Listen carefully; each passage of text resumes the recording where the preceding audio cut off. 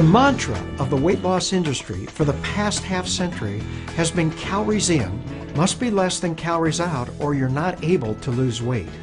In other words, you need to be eating less calories than you're expending.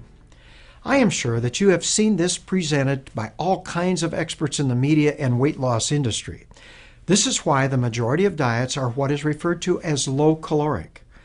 Being on these diets requires a tremendous amount of willpower because you need to be fighting your natural hunger almost all day long.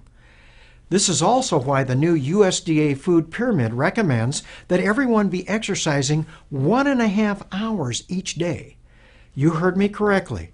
Our government agency is now recommending that everyone should be exercising 1.5 hours daily in order to not gain weight on the amount of calories we are consuming today. Let me ask you a question. Are you exercising 1.5 hours daily? When I was involved in the clinical trials using my online Healthy for Life program, the endocrinologist who was directing the study stated very clearly that no one will lose weight in this trial because they are not exercising for 1.5 hours. In my program, we only recommend 30 minutes of modest aerobic exercise 5 times per week. Well, everyone lost a significant amount of weight in this study, and the endocrinologist was shocked. Why did this happen?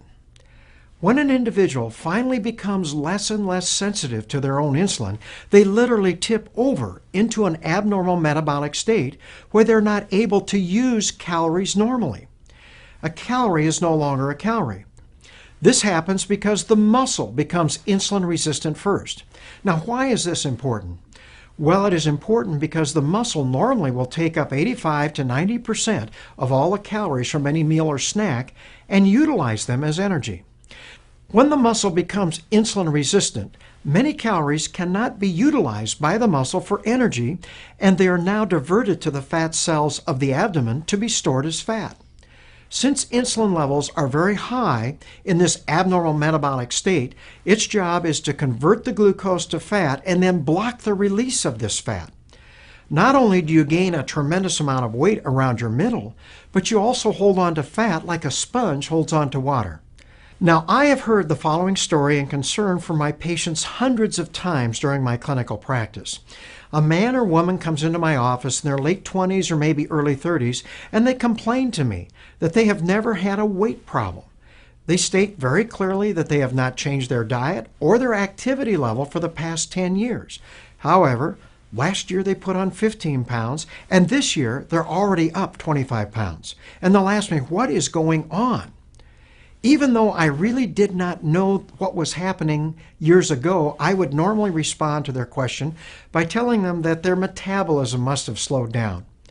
However, now that I understand the problem of insulin resistance and the metabolic syndrome, I now realize that they had poor lifestyles that made them less and less sensitive to their own insulin. Then they finally tipped over into this abnormal metabolic state where a calorie is no longer a calorie.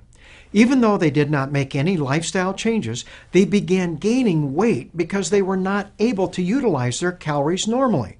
Has this possibly happened to you?